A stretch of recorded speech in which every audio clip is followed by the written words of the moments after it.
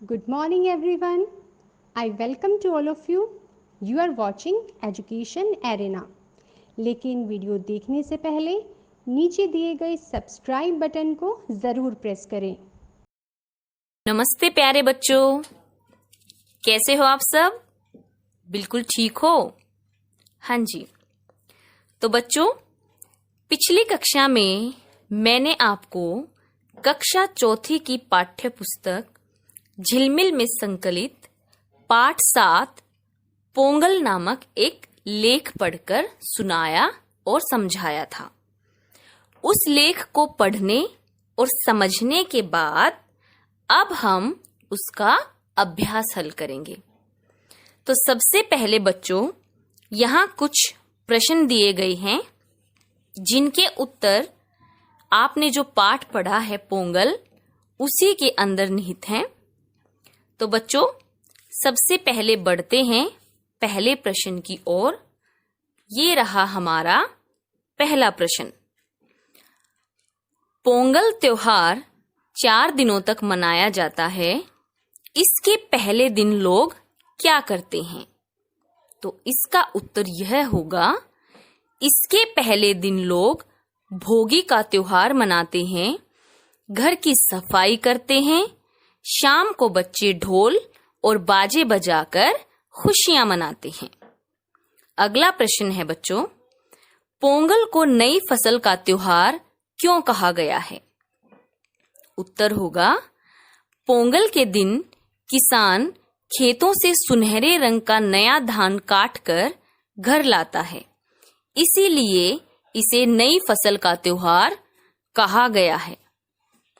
अगला प्रश्न, उस दिन सब कुछ नया होता है। पाठ को समझकर बताएं कि पोंगल के दिन क्या क्या नया होता है। उत्तर होगा, पोंगल के दिन किसान खेतों से नया धान काटकर घर लाता है, गन्ने की फसल तैयार होती है, किसान के जीवन में मिठास आ जाती है, चावल का मीठा भात बनाकर सूर्य को चढ़ाया जाता है।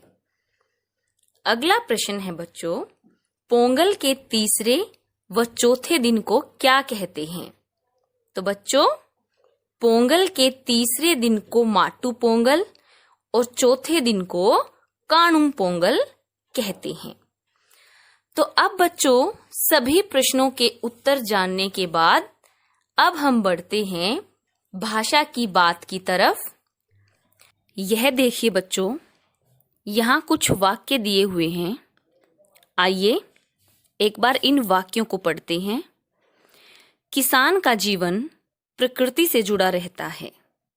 वह प्रकृति के साथ ही हंसता रोता है, नाचता गाता है। बुआई, सिंचाई, निराई आदि खेती बाड़ी के सारे काम वह मौसम के अनुसार करता है।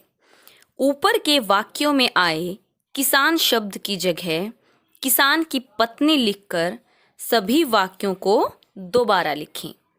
तो चलिए बच्चों, इन्हें दोबारा लिखते हैं। किसान की पत्नी का जीवन प्रकृति से जुड़ा रहता है। वह प्रकृति के साथ ही हंसती रोती है, नाचती गाती है। बुआई, सिंचाई, निराई आदि खेती बाड़ी के सारे काम वह मौसम के अनुसार करती है। अब अगले भाग की तरफ चलते हैं बच्चों। पोंगल नई फसल का त्योहार है। यह संक्रांति के दिन मनाया जाता है।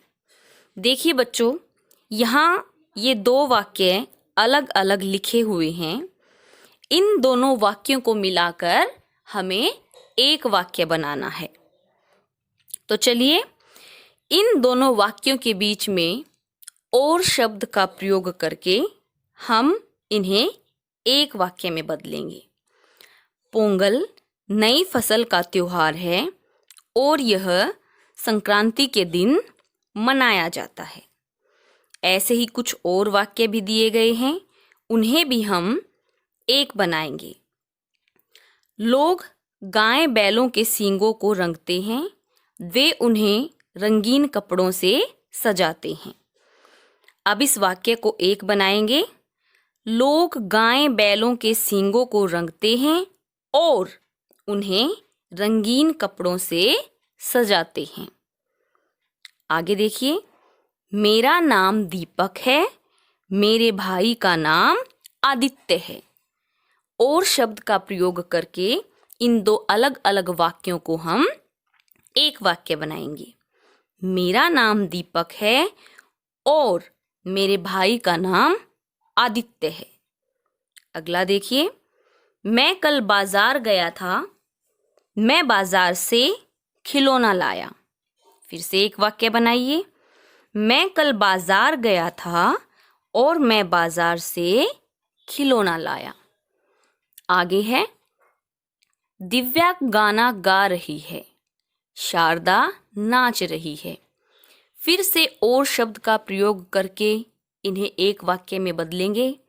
दिव्या गाना गा रही है और शारदा नाच रही है। यहां देखिए बच्चों, नीचे कुछ शब्द 2 बार दिए गए हैं। हमें उनके अलग अलग अर्थ पता करने हैं और लिखने हैं।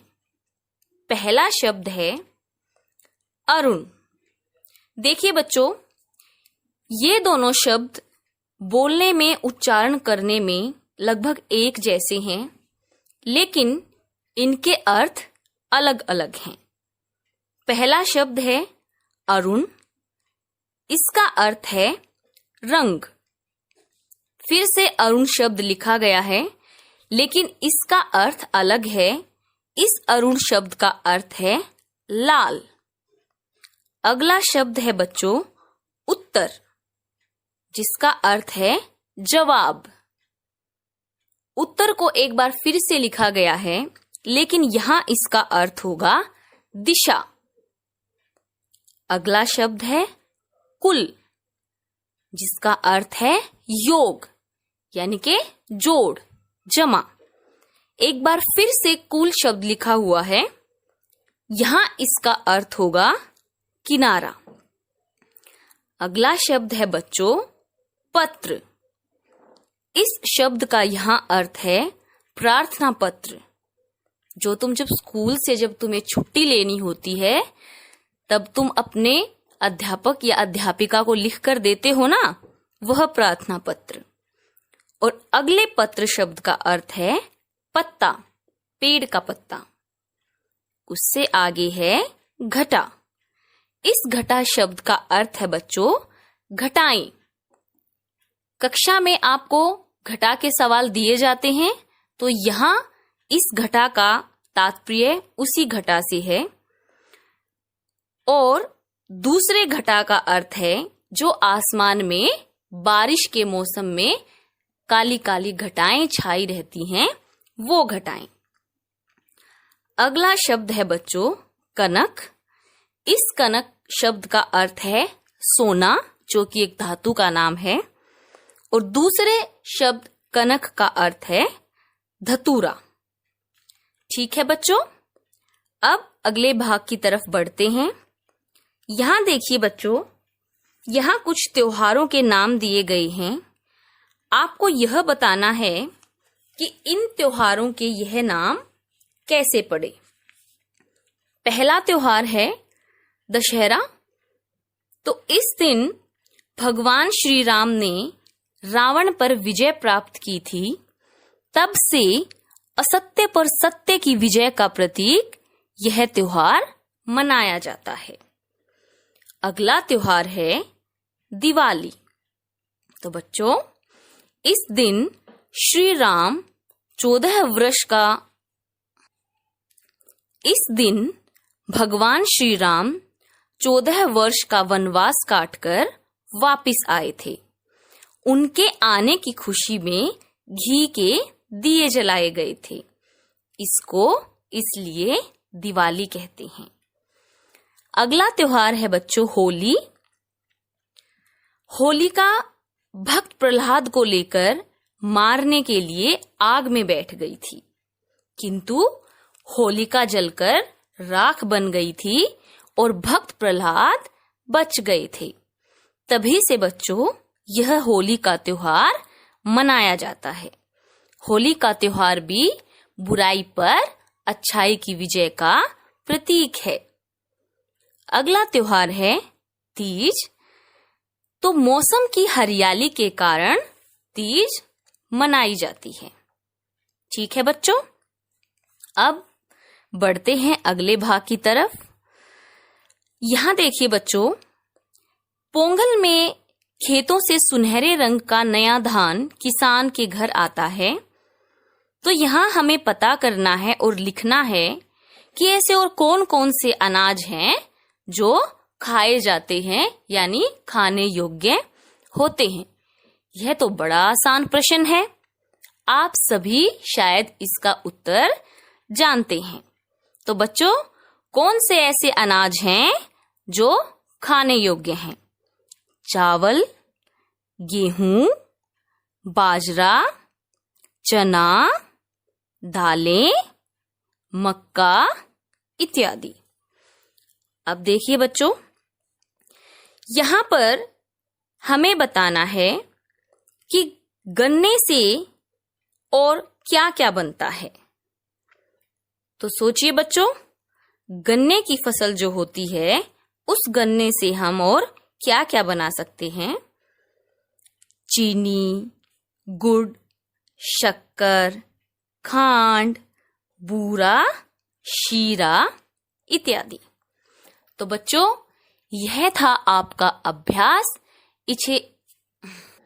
इसे अच्छे से समझिए और निरंतर इसका अभ्यास कीजिए।